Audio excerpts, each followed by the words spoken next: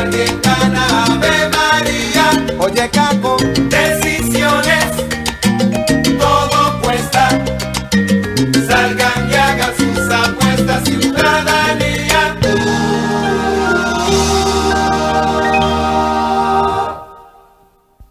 El decisiones, Ave María, cada día, sí señor. Alguien pierde, alguien gana. Ave María. Oye, Caco, decisiones, todo cuesta. Salgan y hagan sus apuestas, ciudadanía. Decisiones, Ave María, cada día, sí señor.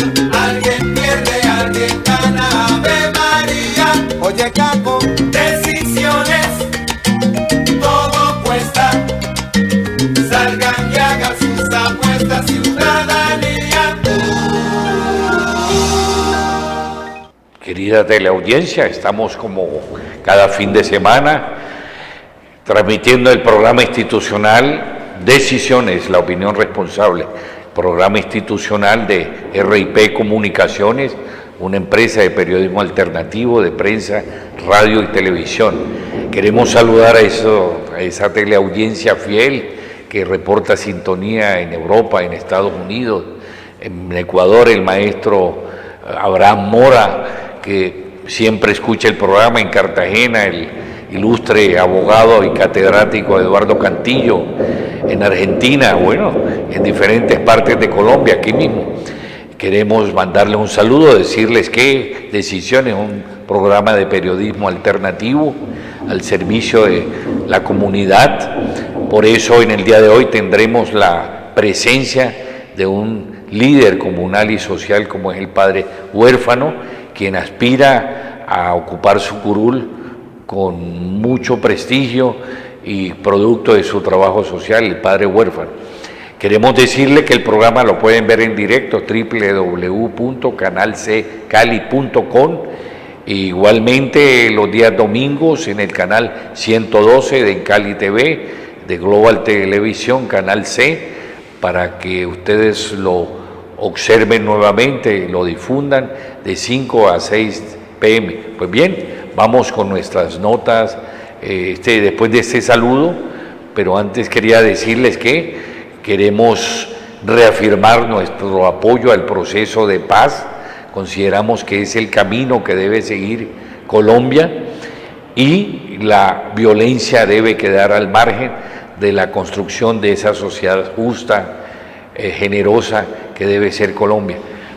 Queremos decirle que hacemos votos por la recuperación de 3 personalidades que en Colombia, en campos diferentes, están recuperándose. El doctor, y lo decimos con orgullo, que es un eminente médico, cardiólogo, Rodrigo Londoño, el presidente del partido de la FARC. También queremos hacer votos por la recuperación de la gordita Fabiola, debe recuperarse pronto y estar nuevamente en los escenarios. Pues bien, a continuación entonces vamos con nuestra franja de actualidad cultural. Empezamos con un evento importantísimo de mujeres que se realizó. Veamos la imagen promocional.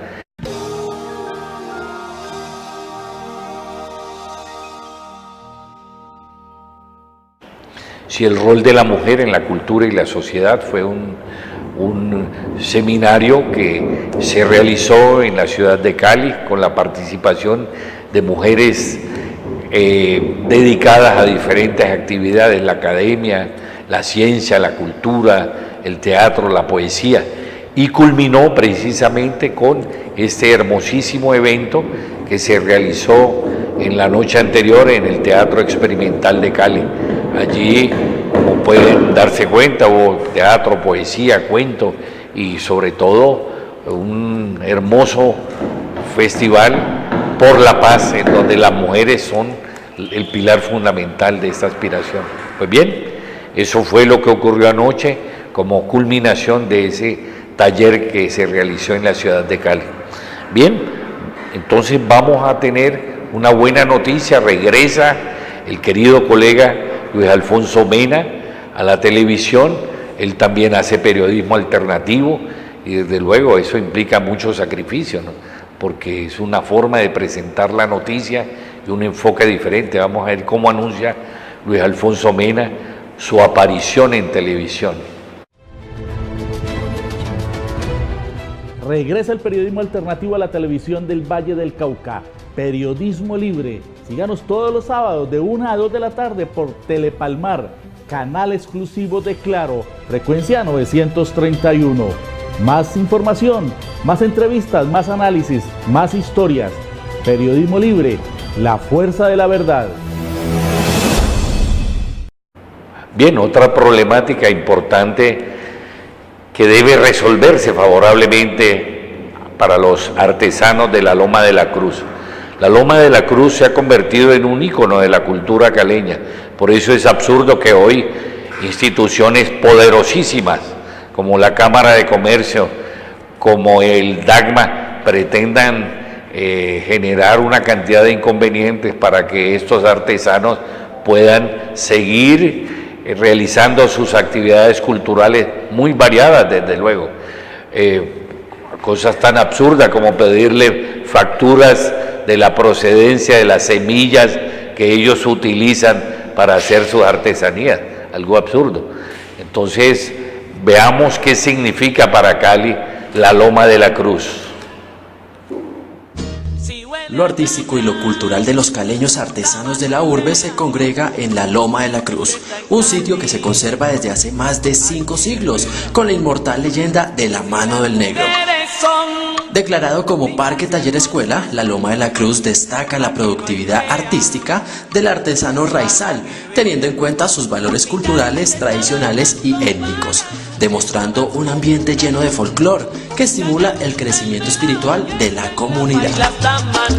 Más de 60 estantes de artesanías de diferentes puntos de Latinoamérica. Se pueden apreciar productos en cerámica, madera, guadua, entre otros materiales. Asimismo, artículos como chivas, balcones, trenzas, móviles y guacamayos. Las manifestaciones artísticas no se quedan atrás en la Loma de la Cruz, pues el teatro, la música, la danza y la poesía también hacen parte de ella, pues en algunas ocasiones se dan a cabo diferentes presentaciones que podrán admirar los asistentes al sitio, acompañados, claro está, y que no puede faltar, la deliciosa gastronomía bayuna, compuesta por empanadas y obleas. No podemos dejar de hablar de un tema que a muchos nos puede interesar. Se trata de la mano del negro, una leyenda que sucedió por el año de 1559, en donde el protagonista era Crescencio, o aún lo sigue siendo. Este esclavo de la época se enamoró de Juana la Negra, la criada de la hacienda en donde trabajaba. A pesar de ser esta unión prohibida entre dos peones, ellos se casaron, y doña Carmen, la patrona de la hacienda, quien era su cómplice, los delató finalmente, quedando así expuestos a un gran peligro. Estando Juana embarazada, emprendieron huida, pero no lograron su cometido, pues fueron capturados, y como castigo al negro Crescencio le amputaron la mano y de paso el pene, y a Juana la soltaron en el monte para que la devoraran las fieras. Aquí comenzó la leyenda, cuando comenzó a aparecerse en la Loma de la Cruz un negro sin mano que arrastraba cadenas y de cuya herida caía sangre sin parar. A su paso los animales enloquecían. Así, presas del terror, la gente hizo clavar una santa cruz en el lugar para santificar el sitio.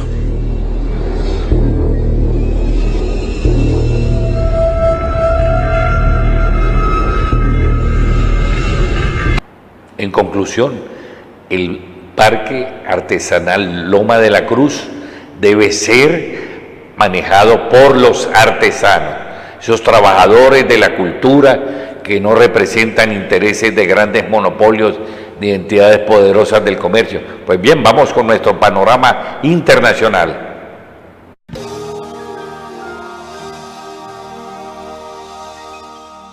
Como parte de las acciones de protección a la clase trabajadora, el presidente venezolano Nicolás Maduro ha decretado en la jornada de este jueves un nuevo aumento del sueldo mínimo por 58%, aplicable a todas las tablas salariales del país y cuyo aumento se hace efectivo a partir de este 1 de marzo. Con la medida, El Ejecutivo busca equilibrar el salario y el ticket socialista, que recordamos corresponde al beneficio de alimentación, que a partir de hoy también aumenta un 67%. Escuchamos cómo lo decía. He decidido aumentar el salario mínimo y las tablas salariales de los trabajadores del país. He decidido aumentar el salario mínimo y las tablas salariales en un 58% para tratar de mantener los equilibrios entre el salario y el cestatic. Y en las semanas y meses que están por venir seguiré haciendo un esfuerzo porque el salario real de los trabajadores, el salario mínimo, esté arriba, en el combate, en la guerra que tenemos contra los especuladores, los bachaqueros, los ladrones. 58% de aumento, decreto, a partir de hoy mismo, entra en vigencia y se ha depositado a los trabajadores públicos. Y también como parte de las reivindicaciones a propósito del inicio del mes de la mujer, en marzo, el próximo 8, 5 millones de mujeres venezolanas van a recibir efectivas en sus cuentas 700.000 bolívares a través del Carnet de la Patria. El Ejecutivo también anunció que otorgará un bono de Semana Santa por la celebración pues de esos días por 700.000 bolívares también, y que van a llegar a los hogares de 8 millones de venezolanos inscritos en el sistema automatizado de protección social. El dato acá es que el sueldo mínimo, ya con los aumentos decretados a partir de hoy, quedan en 1.307.646 bolívares, contando salario mínimo como el beneficio de alimentación para este total. Sí, a diferencia de lo que ocurre en nuestro país, ¿no?, que la carga inflacionaria la socializan, entre comillas, entre los trabajadores. Allá se incrementa el salario precisamente para poder contrarrestar esa desigualdad de tipo económica. Pero bien, el problema de la crisis laboral que trata de imponer el Fondo Monetario a través de reformas laborales desventajosas, aumentando la edad de pensión, también se refleja en Perú, y ojalá que aquí los trabajadores en Colombia asuman una posición consecuente. Veamos lo que pasa en Perú.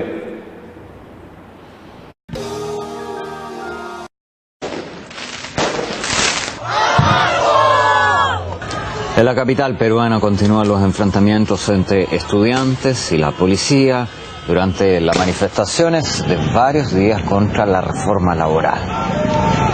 Para dispersar a la multitud, la policía usó gases lacrimógenos mientras los jóvenes usaban los fuegos artificiales en respuesta. El proyecto laboral ya ha sido denominado por muchos como la ley de esclavitud juvenil, porque propone prácticas en empresas para estudiantes sin ninguna remuneración.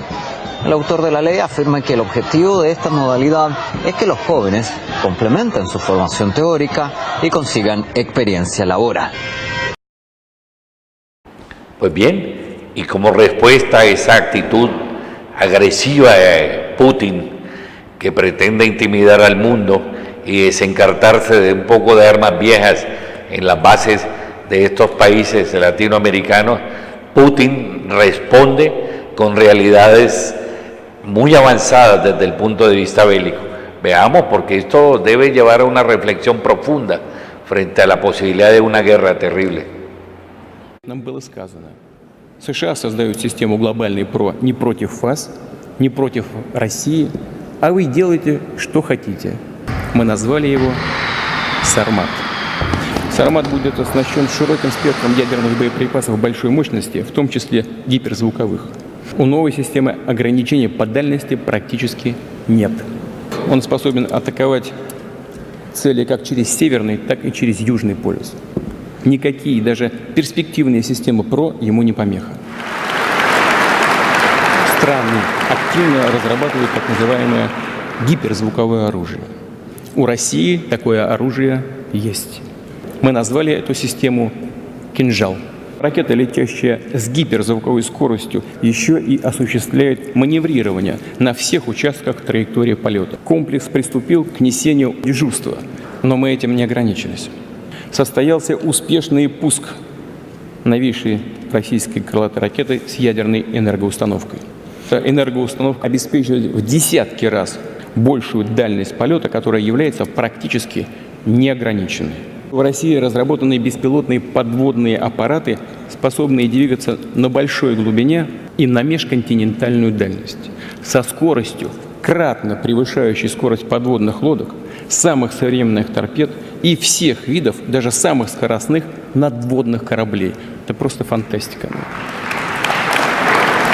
Так существенные результаты достигнуты в создании лазерного оружия. С прошлого года в войска уже поступают боевые лазерные комплексы. Но и это еще не все, о чем я скажу сегодня. Мы назвали его «Авангард».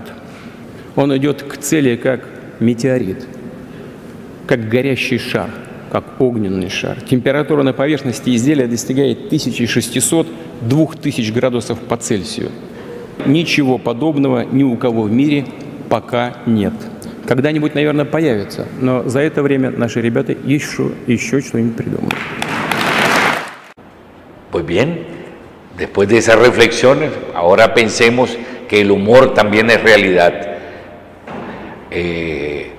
Una serie de caricaturas para que veamos cómo a través del humor también podemos hacer una reflexión social. Y lo que es más importante, con el apoyo del grupo de la Puya, vamos a ver cómo es que el director del Centro Democrático, actual senador, pretende desmentir y desvirtuar lo que es una verdadera realidad, hasta el punto que la decisión de elevar a delitos de lesa humanidad las masacres y el crimen de Jesús María Valle, hoy no lo exonerarían a él de un proceso penal serio que lo ponga realmente donde debe estar. Bien, el humor también es realidad.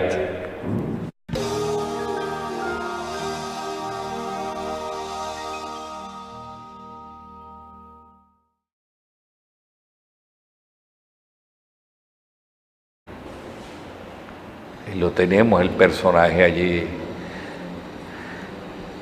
que se camufla con su visión de campesino, de sombrero, pero terriblemente intimidador con su esvástica.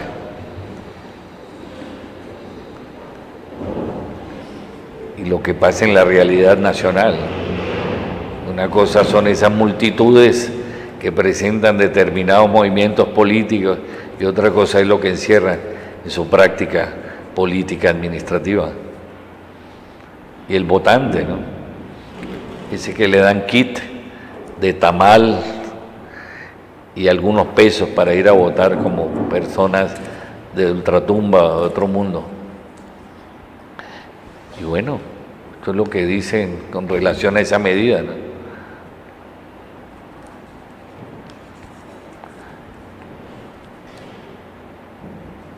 Y esta que es importante para reflexionar, ¿no?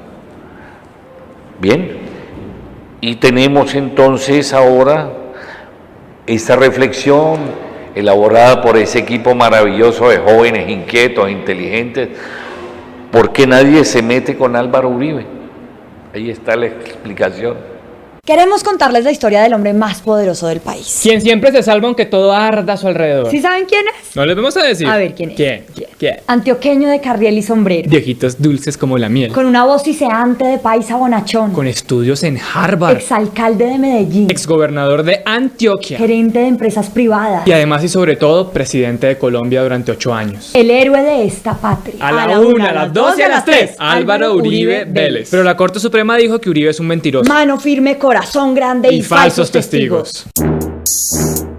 Resulta que hace unos años Uribe dijo que el senador Iván Cepeda había montado una empresa de falsos testigos para relacionarlo a él con los paramilitares. Y Uribe le pidió a la Corte Suprema que lo investigara, que era un charlatán, que él y los paracos no se daban ni la hora. Entonces la Corte investigó. Mientras visitaba cárceles por toda Colombia, Cepeda encontró a 2 ex paramilitares que querían contarle una historia bien macabra. Que Uribe, según ellos, era uno de los fundadores de un grupo paramilitar en Antioquia. Dijeron también que ese bloque de paramilitares lo habían creado los Uribe Vélez, los Gallonenados y los Villegas Uribe en una una finca que pertenecía a los Uribe. Obvio, a Uribe no le gustó que lo asociaran con asesinos y salió a defenderse como es su derecho. Presentó en la corte varios testimonios más en los que, según él, se probaba que Cepeda había comprado testigos para hundirlo. Si eso era cierto, habría sido una canallada, un senador que se quiere bajar a un expresidente a como dé lugar. Pero este no fue el caso. La corte se sentó con cada uno de los testigos de Uribe, los interrogó a fondo y llegó a una conclusión: que sus historias no eran ciertas y que no había una sola prueba de que Cepeda manipuló a esos testigos. Pero se encontró otra joyita. Resulta que Uribe vivía llamando a un tipo y ese tipo se comunicaba cada rato también con los testigos, los que le iban a ayudar a Uribe a hundir a Cepeda. Y cuando ese tipo los llamaba, les preguntaba qué era lo que iban a decir, les decía que no se preocuparan, que él ya tenía todo listo y sabía a toda hora dónde estaban y qué estaban haciendo. Lo normal que uno dice cuando quiere que alguien dé su versión libre. Cuando a uno de esos testigos lo interrogaron en la corte, el man no paraba de llamarlo. Lo llamó 10 veces en media hora.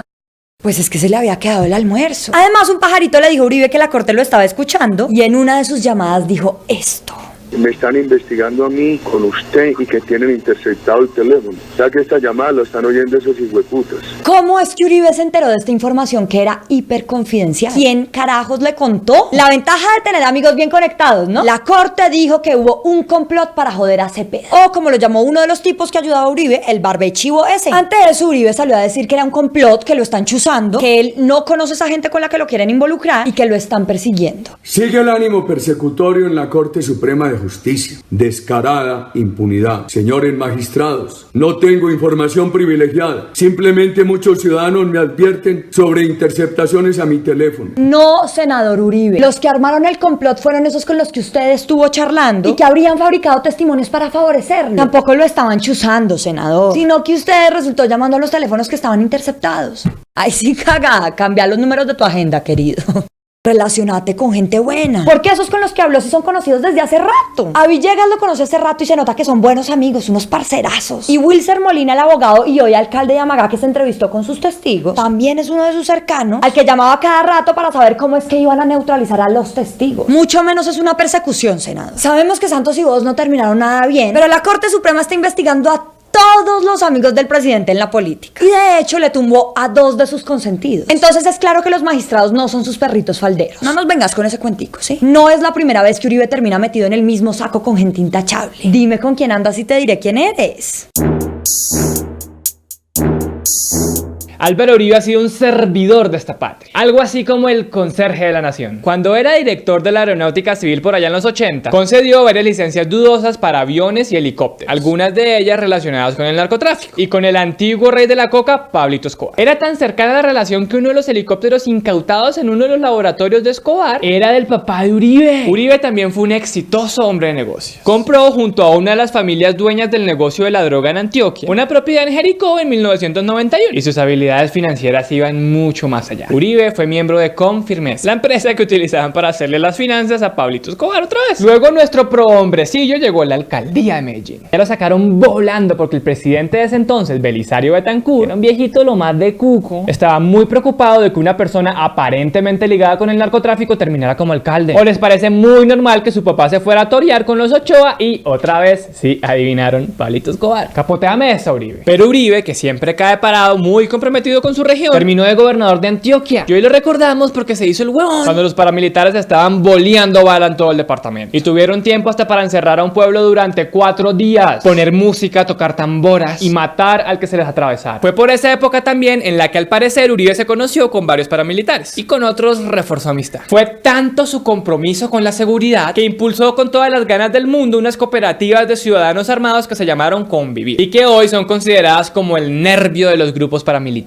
Uribe, ¿por qué no en vez de seguir dándolo en el Senado te montas una empresa de vigilancia bien bacana? ¡Te hace rico, hermano! Pero nada de eso fue suficiente para parar al boli de Uribe y llegó hasta la presidencia de la república. Uno diría, ya, este man se limpió de tanto amigo mal, pero no, su presidencia estuvo salpicada de lo peor. Chuzaron los teléfonos de congresistas de la oposición, de periodistas y de magistrados. Le dieron subsidios a algunas de las familias más ricas del país. Compraron votos para su reelección. Dizque desmovilizaron a los paramilitares, pero en realidad se reencaucharon una cosa que se llama bandas criminales. Tan predecibles, hombre, más creatividad. Y mataron a miles de jóvenes en el país que luego hicieron pasar como guerrilleros para mostrar sus victorias. Ah, y se quería reelegir por segunda vez, claramente inspirado en los republicanos Castro y Chávez. Toma mierda. Pero Uribe no solamente ha sido un burócrata y un político tremendo, también ha tenido un círculo cercano ejemplar. Uno de sus jefes de seguridad está condenado en Estados Unidos por narcotráfico. Otro más está investigado, adivinen por qué, por narco. Su papá era íntimo de Fabio Ochoa. Su primo Mario Uribe está condenado por darse caricias con los paramilitares. Tuvo de cuñada Dolly Cifuentes Villa de familia narcotraficante. Santiago Uribe, su hermano, tiene un proceso abierto porque al parecer fundó un grupo paramilitar que funcionó en su hacienda La Carolina. Uno de sus exministros está luchando en Estados Unidos para que no lo extraditen por corrupto. El que le hizo la vuelta de las desmovilizaciones falsas está fugado del país y nadie sabe nada de él. La directora del DAS durante su presidencia está en la cárcel por chismosa y otros más están investigados o condenados.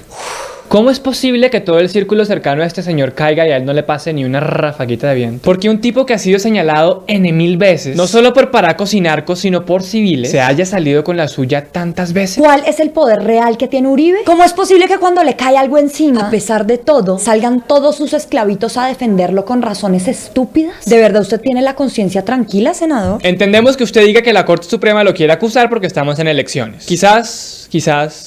Y que crea que Cepeda le tiene odio y lo quiere ver preso. Pero ¿no nos parece una coincidencia que usted aparezca involucrado en decenas de investigaciones desde hace años y que su argumento más recurrente sea que lo están persiguiendo? En resumen, a Uribe lo acusan de ser chismoso, lo acusan de ser un paramilitar, lo acusan de ser un patrocinador del narcotráfico, lo acusan de ser cómplice de numerosas masacres, lo acusan de ser un corrupto y lo acusan de obstruir la justicia. Puede que sea inocente, puede que no, pero deje de jugar a las escondidas. 1, 2, 3 por Álvaro Uribe.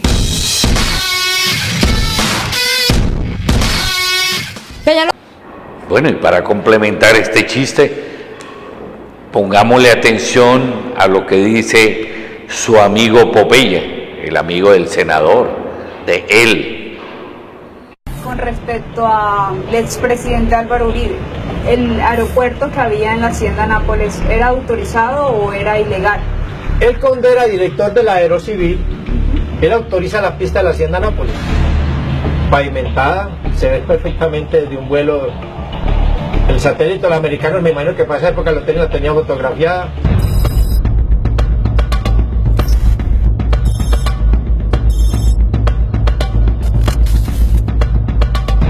Él autoriza esa pista sabiendo que es para Pablo Emilio Escobar Gaviria. ¿Qué hacía Pablo Escobar?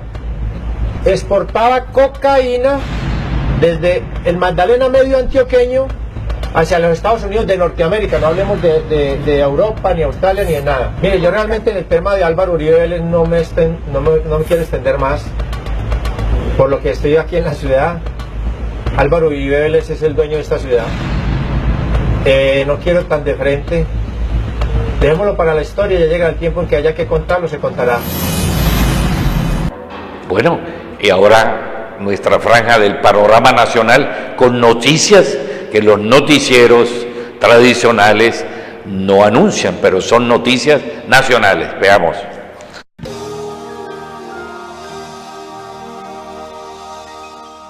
Es por eso que más que una revolución venezolana se ha bautizado por el propio líder histórico de esta revolución como una revolución bolivariana para el resto de la región y el mundo. Vamos a pasar a Colombia.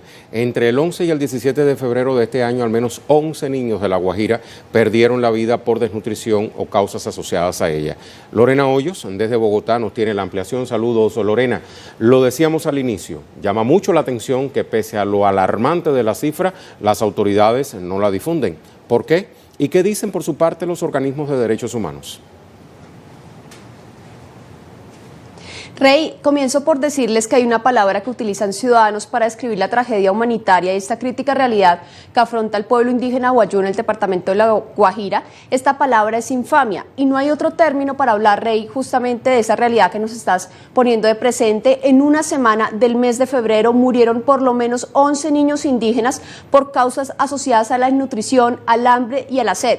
Pero si miramos además los últimos 10 años, defensores de derechos humanos han denunciado que miles de niños han perdido la vida por esta misma causa en ese mismo territorio. El presidente Juan Manuel Santos no se ha pronunciado frente a estas muertes, pero sí lo han hecho diversos sectores de la sociedad civil que tienen claro qué está pasando en este lugar, en este departamento de La Guajira. Ellos señalan que efectivamente allí tiene efecto un modelo de desarrollo extractivista que pone por encima la extracción de carbón a favor de una multinacional por encima de la vida de las personas. Esto se expresa, por ejemplo, en que cada día se destinan millones de litros de agua que podría saciar la sed de estos niños, que podría servir para sembrar alimentos y que esos niños tuvieran que comer. Recordemos que es un territorio desértico, pero esta agua termina destinándose es para limpiar el carbón que va a exportar esta multinacional. Pero hay que decir también, Rey, que esta no es la única tragedia que se vive en el país. Justamente hoy se pronunció la Defensoría del Pueblo y señaló, o más bien lanzó, una nueva alerta temprana advirtiendo que la violencia política persiste en el país y que persiste también el silenciamiento de vidas por parte de esa violencia política. Ponía de presente el Defensor del Pueblo que desde enero del 2016 a la fecha, por lo menos 289 líderes sociales han sido asesinados por defender su territorio, por defender el agua en esos territorios, por defender también la implementación del acuerdo de paz. Y esto se daba además en el contexto del balance que presentó el Comité Internacional de la Cruz Roja, en donde hablaba también de la situación humanitaria en el país, de que se habían dado importantes avances para de alguna forma avanzar hacia la paz, pero que todavía quedaba un largo camino para poder decir que la guerra había terminado. Pero los invito a que veamos este informe sobre estos últimos temas como estuvieron presentes en el día de hoy. Pero de esta crisis humanitaria tampoco se exoneran a los guayú. Veamos entonces cuál es la situación de este pueblo. Ese es el contexto. ¿Qué ha dicho el gobierno? ¿Qué ha dicho el Ministerio de Salud ante esta situación? Apenas está comenzando el 2018 y ese es el panorama. De esto le preguntamos a Lorena Hoyos, nuestra corresponsal desde Bogotá. Lorena, buenas noches. Adelante. Tatiana, buenas noches. Tan solo en una semana 11 niños perdieron la vida por una causa que podría ser completamente evitable, que es el hambre y la sed. Pero si miramos los últimos 10 años, Tatiana, son miles de niños los que han perdido la vida en ese mismo territorio de La Guajira por esta razón.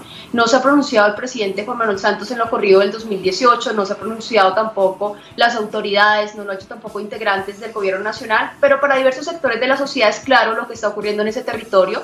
Por un lado, los altos y profundos niveles de corrupción, en donde unos pocos políticos se han quedado con los recursos de la inversión social, además políticos representados por partidos tradicionales. Recordemos uno de ellos, el mismo partido del hoy candidato a la presidencia de la República, Germán Vargas Lleras. Pero también está presente en este territorio un modelo de desarrollo extractivo que básicamente privilegia la extracción de carbón para favorecer al capital transnacional por encima de la vida de los seres humanos, y esto se hace evidente con los millones de litros, se calcula cerca de 30 millones de litros de agua al día, se destinan para limpiar el carbón que va a ser exportado, pero esa agua no se destina para sembrar cultivos que puedan proveer de alimentos a las comunidades. Recordemos que estamos hablando de un territorio completamente desértico, en donde las fuentes hídricas son escasas. Además, también han denunciado las comunidades que esas fuentes hídricas han por los mismos intereses de estas multinacionales que extraen el carbón para favorecer también esa misma extracción de carbón. Incluso hay sectores del país que han planteado que tal vez lo que se quiere es que desaparezca física y culturalmente el pueblo indígena, porque si desaparece, pues este territorio quedaría libre de alguna manera para que estos intereses capitalistas pues puedan usufructuar el territorio. Es una afirmación bastante fuerte, pero cuando uno mira que durante 10 años no se ha evitado la muerte de niños por hambre y sed, pues llega a pensar, Tatiana, que tal vez es cierta esa afirmación. Qué situación tan compleja, Lorena. Estos son los insumos que los llevan al análisis. Gracias, buenas noches. Buenas noches, Tatiana. Muy buenas noches. Bueno, anunciamos ya la presencia de ese líder social comunitario, aspirante a la Cámara, el padre huérfano, ya en instantes después de esta nota de rechazo de la población electoral, los jóvenes universitarios contra el candidato y los candidatos del Centro Democrático. Veamos lo que pasó en Popayán, que pasó igualmente en Cali.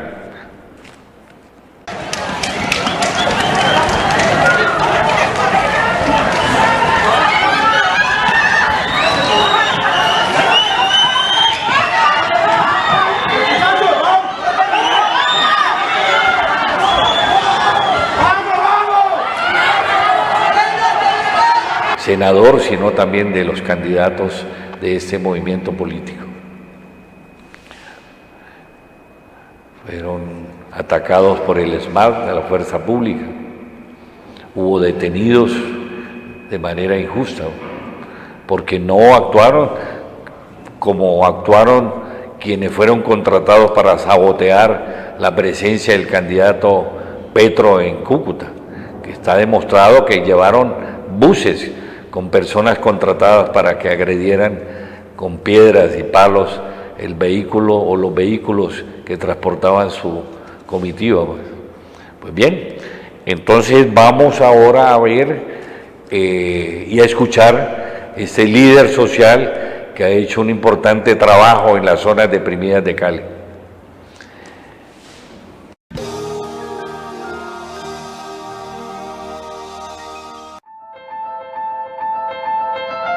Lo conocimos precisamente en esto, siendo un líder en este barrio. Nos sorprendió la capacidad que tenía de liderar una comunidad con problemática social, con un tema de delincuencia común tremenda, y este man dejó un barrio lleno de jóvenes profesionales. El padre Edison Huérfano es un líder. El trabajo que ha realizado en Puerto Tejada, en Cali y en otros municipios hablan de su liderazgo por sí solo, porque el padre Edison Huérfano es de nuestra comunidad, vive lo que vivimos nosotros, sufre lo que vivimos nosotros y trabaja por el pueblo.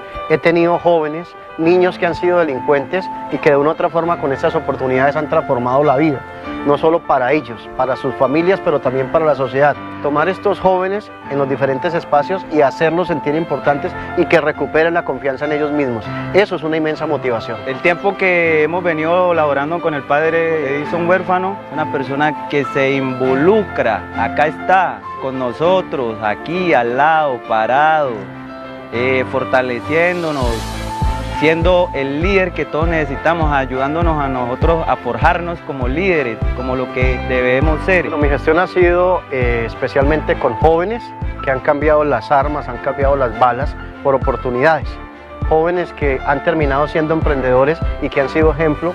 El amor y el liderazgo junto a los jóvenes que terminan siendo, después del proceso, líderes multiplicadores en sus comunidades. A eso le apuntamos. El padre Edison Huérfano es uno de los líderes de la unidad que trabaja día a día por los jóvenes de Colombia y con tu voto seguirá transformando al país. Este 11 de marzo, vota por los líderes del Partido de la Unidad. Padre Edilson, nosotros conocemos desde el punto de vista periodístico de la Defensoría de Derechos Humanos, el Comité Permanente, su valiosa labor, pero queremos que sus propios labios le amplíe ese conocimiento que lo acredita a usted como un serio y justo candidato a formar parte del Congreso. Bueno, primero que todo, Rodolfo, muchas gracias, muy amable, un abrazo para todos los televidentes. Y estamos en esta apuesta de llegar al Congreso de la República no por decisión del padre Huérfano, sino por decisión de algunas organizaciones sociales a nivel nacional, que buscamos abrirnos los espacios en los diferentes, digámoslo así, centros de poder.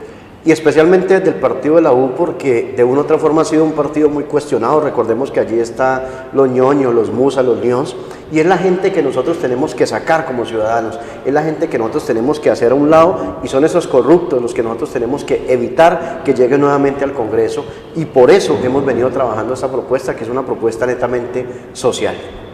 Es decir, el propósito suyo es que a estos partidos, que son importantes desde luego para la democracia, puedan llegar personas como usted con propuestas muy claras y definidas, como cuál es el padre Huérfano. Como por ejemplo, nosotros hablamos de reformar el Código del Menor en Colombia.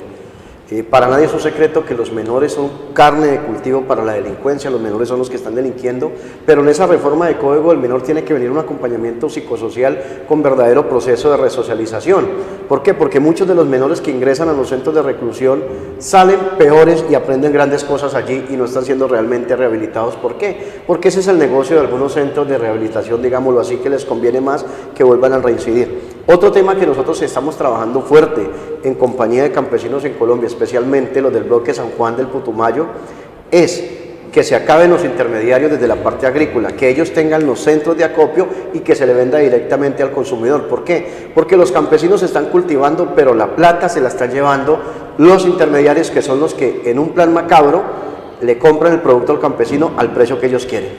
Padre, con respecto a tres temas puntuales, cuál es su posición y sus propuestas en el Congreso.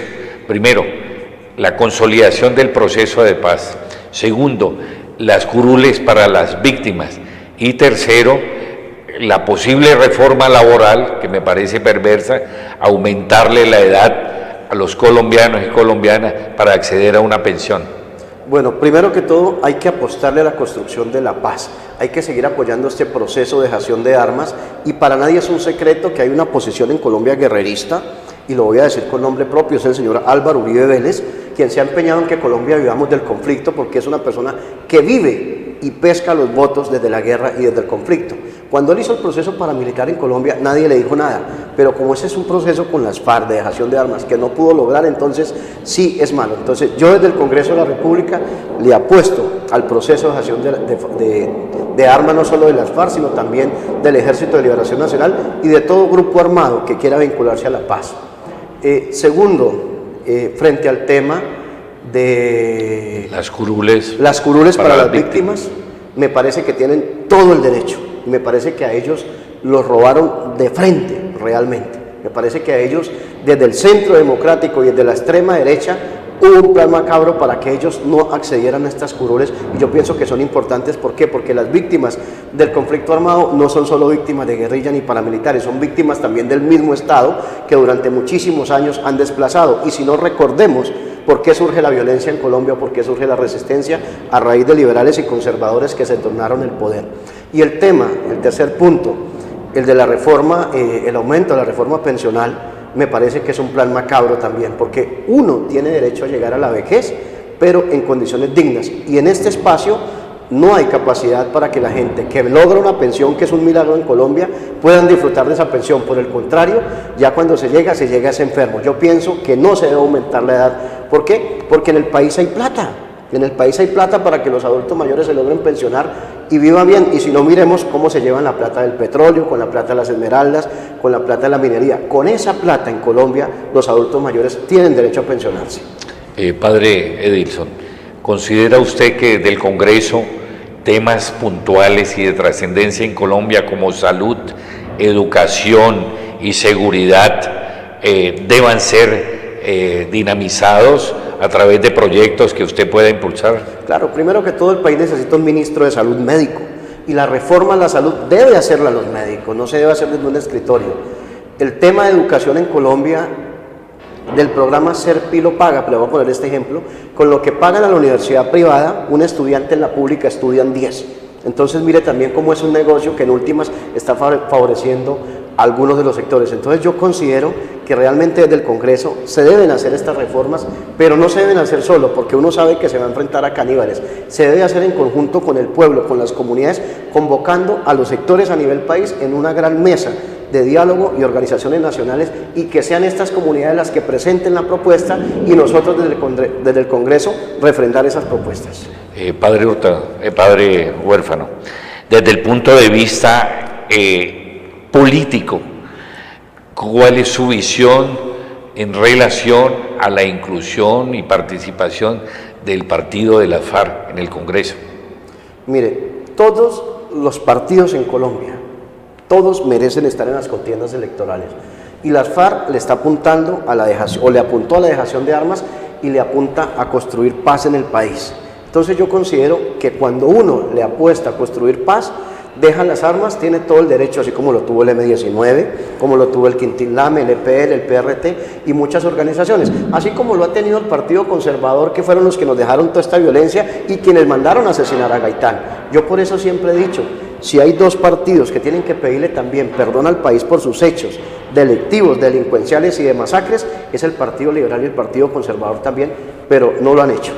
Padre, desde el punto de vista ya religioso, usted como sacerdote, cristiano pues en el buen sentido de la palabra, con un enfoque social, ¿cómo analiza usted la manipulación que le hacen sectores políticos a esa gran población de las iglesias protestantes?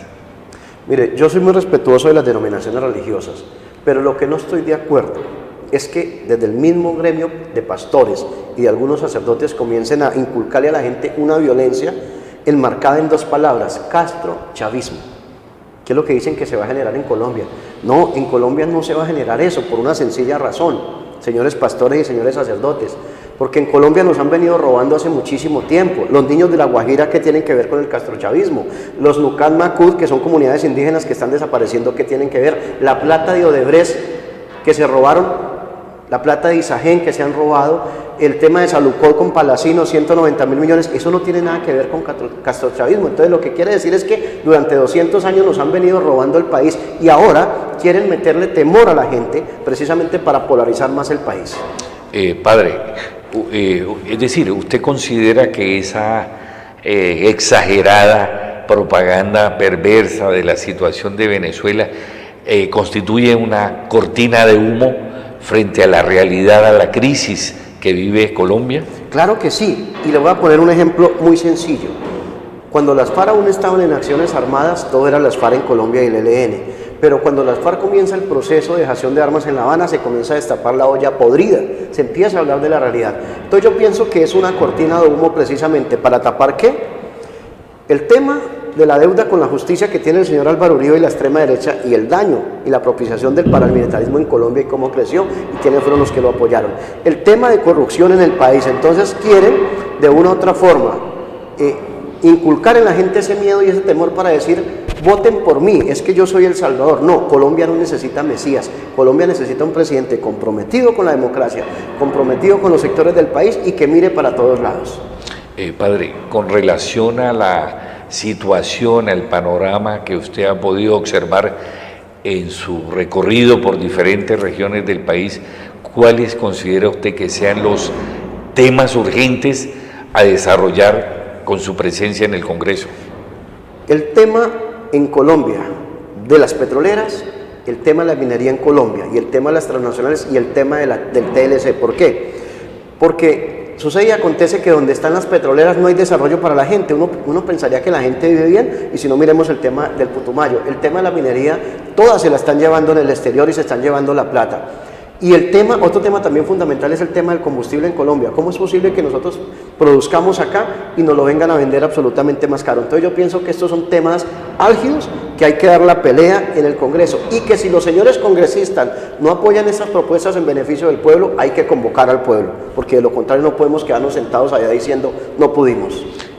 Coincidencialmente los candidatos del Centro Democrático coinciden en que para aumentar la producción petrolera se debe aplicar el fracking, cuando sabemos que eso prácticamente significa la muerte de los ríos para inyectar en los pozos el agua y aumentar la producción petrolera.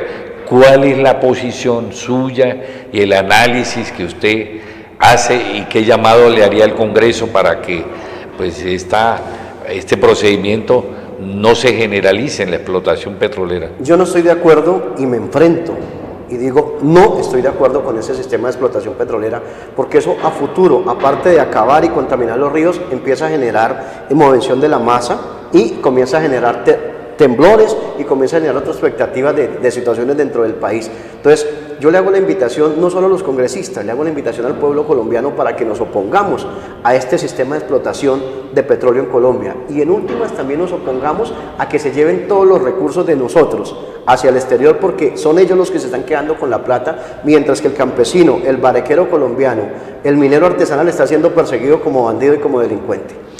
Ahora, aterrizando aquí en nuestra querida ciudad, ¿cuáles considera usted, padre, que sean los problemas más urgentes, no solo para resolver en Cali, sino a nivel del departamento del Valle?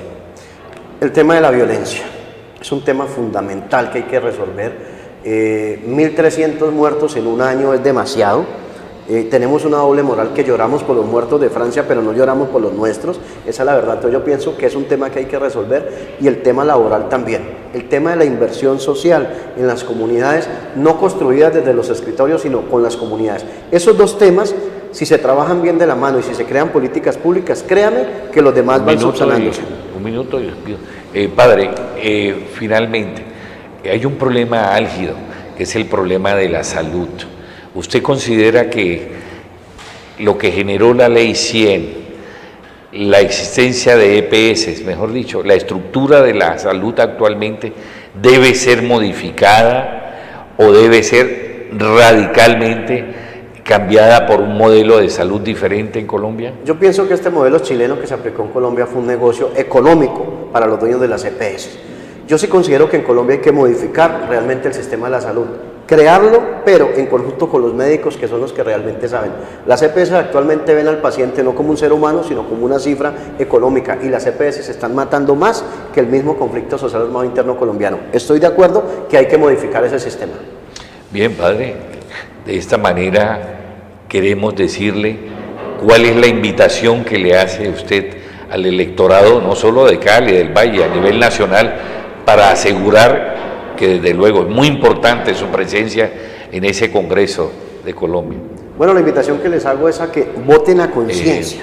Voy a despedir no vendan entonces. La invitación para que me permitan llegar al Congreso de la República este 11 de marzo votando por el U14 al Senado de la República. Un nuevo comienzo, U14.